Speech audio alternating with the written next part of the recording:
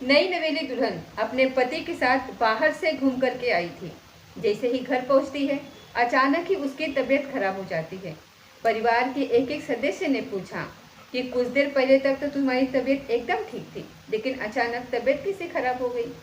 तो वो कुछ भी बोलने को तैयार नहीं थी। वो जाकर के अपने कमरे में लेट जाती है।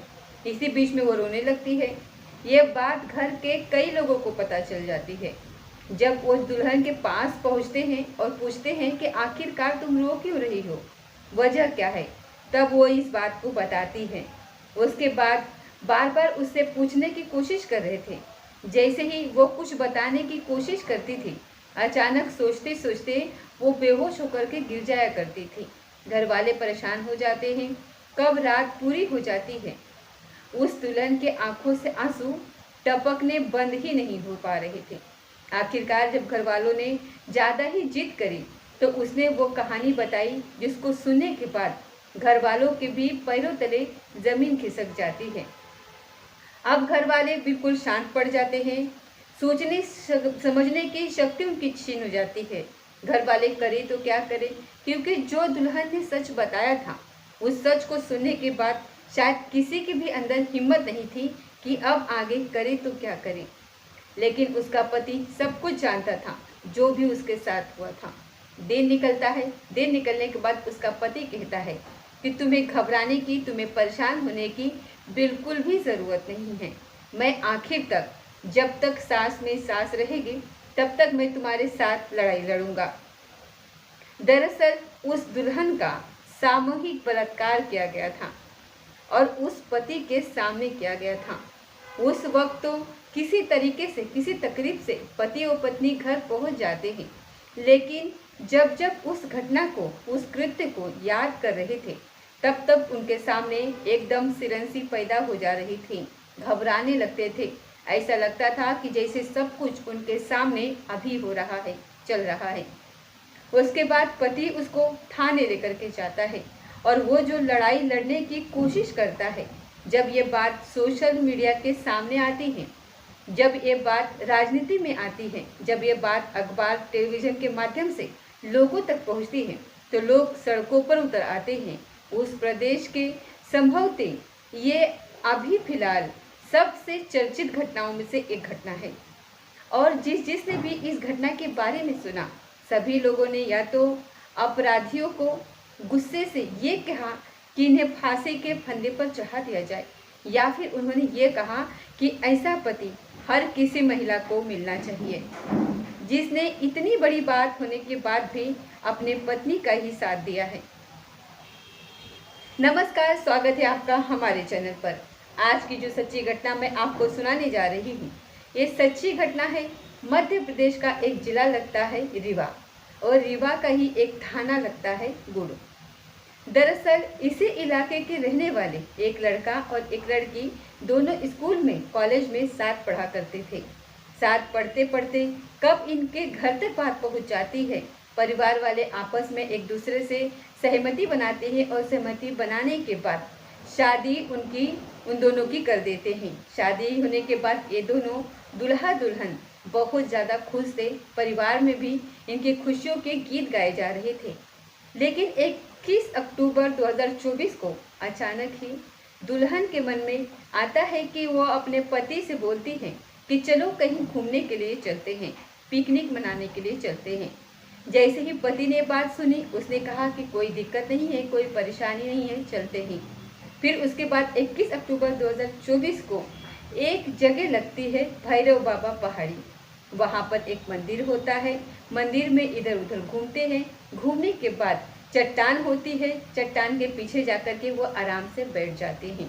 एक तरफ ये चट्टान के पास बैठ करके एक दूसरे से बात कर रहे थे, सुख दुख की बातें कर रहे थे, अपने स्कूल कॉलेज के टाइम की बातें कर रहे थे, शादी की बात कर रहे थे। अभी बातचीत का सिलसिला शुरू ही हुआ था कि उनसे कुछ ही दूरी पर 5 लड़के होते हैं जो कि पार्टी कर रहे थे, पार्टी मना रहे थे। कोई शराब पी रहा है, तो कोई गांजा पी रहा है, तो कोई लिट्टी चोखा खा रहा था। और उन्होंने अपने तन पर कोई कपड़ा नहीं पहना था, सिवाय एक नेकर के। ज़्यादातर लड़के ऐसे ही बैठे हुए थे। अचानक ही उन लड़कों की नज़र वहाँ पहुँच जाती है। एक दूल्हा और दुल्हन जो होते हैं उनके पास तक उनकी नज़र पहुँच जाती है। ये उनके पास पहुँच जाते हैं और उन्हें घेर लेते हैं। और घेरने के बाद जैसे ही लड़के ने कुछ बोलने की कोशिश की तो उसको बहुत ज़ोर से थप्पड़ मारा जाता है। लड़का कहता है कि तुम हमें क्यों मार रहे हो। जैसे ही लड़की ने उसका विरोध करने की कोशिश करी, दुल्हन ने विरोध करने की कोशिश करी, तब उन लड़कों ने उसे भी पीटना शुरू कर दिया। दोनों को बेवजह ही पीट रहे थे। वो समझ नहीं पा रहे थे कि आखिरकार बात क्या है। दुल्हन को खींच करके थोड़ा अलग ले जाने की कोशिश कर रहे थे। इसी बीच में वो उसको भी पीटा जाता है, पूरी तरीके से पीटा जाता है। उसके हाथ और पैर दोनों बांध दिए जाते हैं। अब वो बंधा हुआ है, साथ ही उसकी जो पत्नी होती है वो पास में ही, और पांचों ने बारी बारी से उसके साथ सामूहिक बलात्कार करना शुरू कर दिया। वो रो रही थी, गिड़गिड़ा रही थी, चीख रही थी, चिल्ला रही थी। लड़का भी रो रहा था, गिड़गिड़ा रहा था, चीख रहा था, चिल्ला रहा था, रहम की भीख मांग रहा था। जब जब वो रहम की भीख मांगता था तब तब उसको पीटा जाता था। और दुल्हन के साथ भी कुछ ऐसा ही चल रहा था। 1-1.5 घंटे से ज़्यादा का समय हो जाता है। जब इनका बिल्कुल मन भर जाता है तो उसके बाद अपने ही दोस्तों को फ़ोन करते हैं और फ़ोन करने के बाद बोलते हैं कि अच्छे मुर्गे फंसे हैं, जल्दी आ जाओगे तो जल्दी पा जाओगे। जैसे ये बात, वहाँ पर 3 साथी और मौके पर पहुँच जाते हैं। इसके बाद ये सिलसिला चलता रहता है और किसी तकरीब से मौका पाते हैं दूल्हा दुल्हन यानी कि लड़का लड़की वहाँ से मौका पाते ही निकल जाते हैं, भाग जाते हैं। जब ये निकल रहे थे, जा रहे थे, तब एक लड़का जोर से कहता है कि जा कहाँ रहे हो, तुम कहीं भी चले जाना, पुलिस के पास जाना या फिर डीएम के पास जाना, कलेक्टर के पास जाना, किसी के भी पास जाना, कोई हमारा कुछ नहीं बिगाड़ सकता। और ये पहली बार नहीं है, इसके पहले भी न जाने कितनी बार हमने ऐसा ही किया है। जो लड़का होता है, लड़की होती है, वो रो रहे थे, परेशान थे कि आखिरकार करें तो क्या करें। मन में हजारों सवाल थे, कदम घर की तरफ बढ़ नहीं रहे थे। किसी तकरीब से वो घर तक तो पहुंच जाते हैं, लेकिन एक दूसरे से नज़रें भी नहीं मिला पा रहे थे, क्योंकि दिन में जो भी कुछ हुआ था वो बहुत ही भयानक हुआ था। शायद उन बातों को, जो भी हुआ था, उन्हें पूरी जिंदगी ताउम्र तक भुलाया नहीं जा सकता। लड़का जाकर के एक कोने में जाकर के रोने लगता है, परेशान हो रहा था कि आखिर करे तो क्या करे। लड़की जाती है, वो भी रोने लगती है। और जब उसके परिवार वाले, बाकी सदस्यों को इस बात का पता चलता है तो लड़की एकदम से बेहोश हो जाया करती थी। सास ने पूछा, ससुर ने पूछा, बाकी परिवार के अन्य सदस्यों ने पूछा कि आखिरकार बात क्या है, क्यों रो रही हो, क्यों बार बार तुम बेहोश हो जा रही हो, क्या बात है ऐसी, क्या तुम दोनों के बीच में लड़ाई झगड़ा हुआ है। जब इस तरीके की बातें पूछी जा रही थी, प्यार से पुचकार करके, तब जा करके उस दुल्हन ने अपने ऊपर हुई दिन की कहानी को जब बयान किया तो परिवार के पहलों तले जमीन खिसक जाती है। परिवार का एक एक सदस्य सोचने पर मजबूर हो जाता है कि आखिरकार करे तो क्या करे। घर वाले शांत हो जाते हैं। दिन निकलता है। दिन निकलने के बाद जो उस लड़की का दूल्हा होता है वो कहता है कि तुम्हें परेशान होने की ज़रूरत नहीं है। 7 जन्मों तक सात जन्मों तक साथ जीने का और मरने की कस्में खाई है, उसको निभाना है। और जो भी कुछ हुआ है, तुम्हें इस बात से घबराने की बिल्कुल भी ज़रूरत नहीं है। जब तक आखिरी सांस है तब तक तुम्हारी लड़ाई लड़ी जाएगी। अब जब ये लड़की ये बात सुनती है तो लड़की थोड़ा उसे तसल्ली होती है। उसके बाद वो अपनी दुल्हन को लेकर के यानी कि अपनी पत्नी को लेकर के सीधा 22 अक्टूबर 2024 के दोपहर 1:30 पर गुड़ थाने में पहुंच जाते हैं। वहां जाकर के पुलिस वालों के सामने पूरी कहानी बयां करते हैं। पुलिस वाले इस कहानी को सुनते रहते हैं, लेकिन सुनने के बाद ऐसा सुनते हैं कि जैसा उन्हें इन केस में कुछ इंटरेस्ट ही नहीं है, बिल्कुल अनसुना कर देते हैं। पुलिस वाले कहते हैं कि तहरीर दे दो, उसके बाद बात करते हैं आराम से। 2 दिन तक इस मामले को पूरी तरीके से छिपा कर रखा गया, शांत रखा गया। जब मीडिया ने इस बात को कवरेज करी, मीडिया में आना सुर्खियों में आया, पता चला मीडिया वालों को कि ये मामला शांत क्यों रखा गया है। दरअसल 23 अक्टूबर को इसी इलाके में रीजनल कॉम्प्लेक्स एक कार्यक्रम होता है। उस कार्यक्रम में मुख्यमंत्री को आना था, कई सारे मंत्रियों को आना था, कई बड़े बिजनेसमैन को आना था, कई बड़ी पर्सनैलिटियों को आना था।